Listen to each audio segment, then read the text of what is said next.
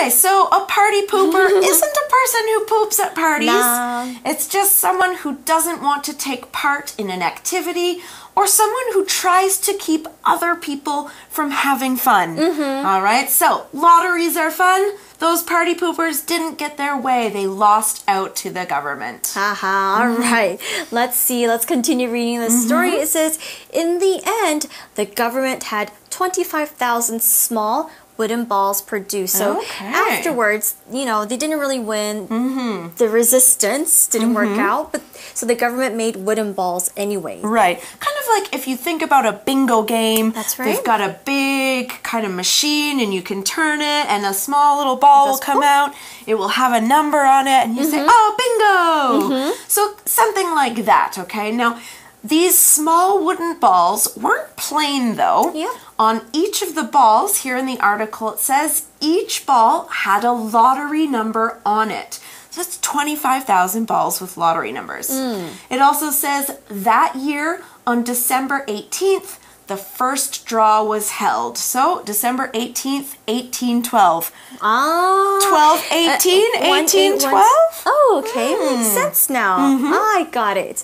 All right, so what happened next? It says the winners received the equivalent of 8,000 NT dollars, which was a lot, or which was an extremely large amount of money in 1812. A lot of money. So you have to think about people in those times. They couldn't even imagine owning maybe around 18,000 NT dollars. So this is a lot of money for them. Right. Okay, so we learned the word equivalent. Okay, equivalent here means equal to.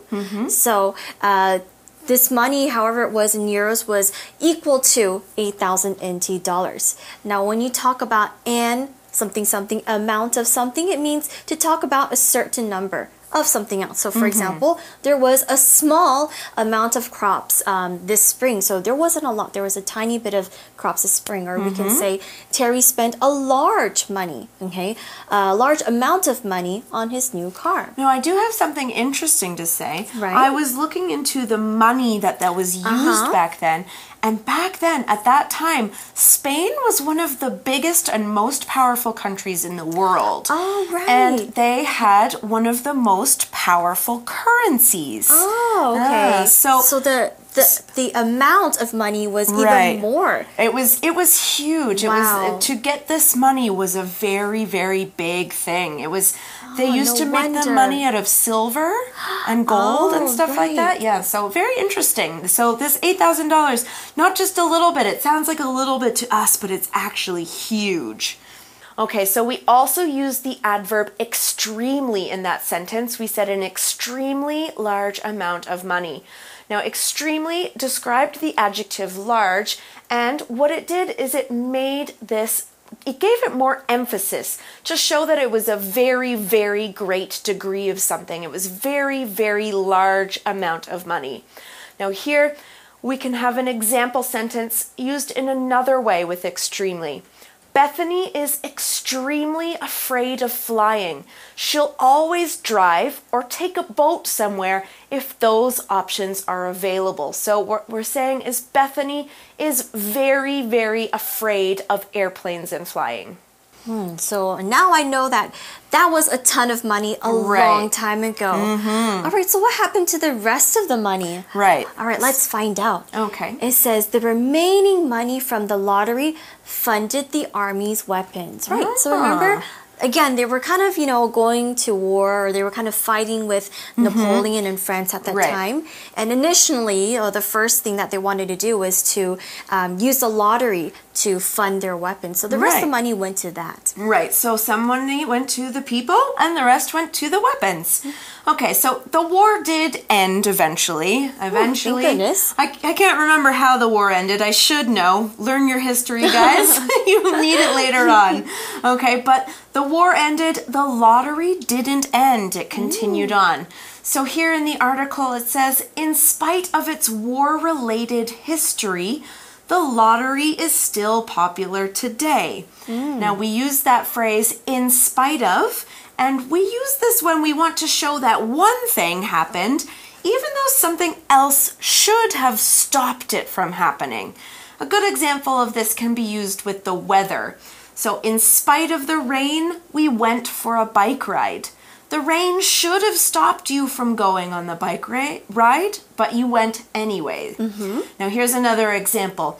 We bought the concert tickets in spite of the expensive price. Right, especially if it's for a band or a singer that you really want to see. I would spend that money as well. Me too. I think it's worth it. Me too. All right, so let's see. Let's continue reading. It says, El Gordo brings families, friends, and communities together, even if they don't win a prize. So yes, it does make sense because I think during Christmas time and this lottery time, you kind of want to, of course, you want to share the tickets with other people. And you kind of get together anyway to listen to the results with each other. So yeah, they kind of gather together and in maybe like the grandmother's house or something, and they sit around their TVs or the computer and they watch this unfold, and it just sort of brings everyone together. They get all excited to be around their friends. Okay, now here in the article, the sentence says, it is this unity, after all, that is the true spirit of the Christmas season.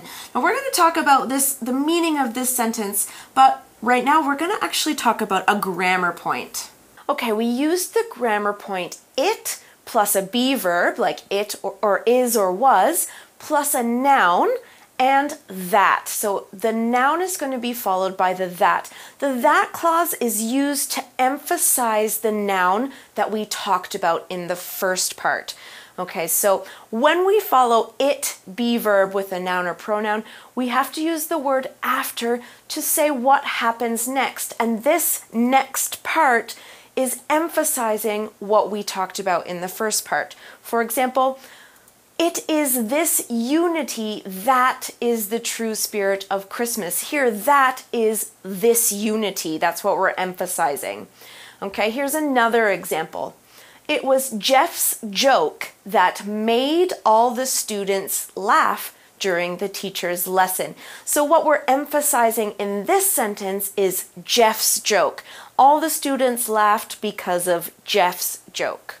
Okay, so we said in that sentence, it is this unity that, and we're talking about the spirit of the Christmas season. Exactly. So what does unity mean? Well, it's a vocabulary word, and it's a noun, and it means to kind of bring together people. Right. So where people can work together, they can live together in peace, or it can even mean like where, for example, me, you, or a group of people, we kind of agree with each other. So we kind of say, yes, this all works together. So it means to kind of be together as one, okay, to work together as one, to be like one whole group, for example. Okay, we can use it in a sentence like this. We can say, we all showed unity by wearing the same pin to support Kim's cause. Oh, so like maybe like a pink ribbon or something. Everyone's showing unity by coming together.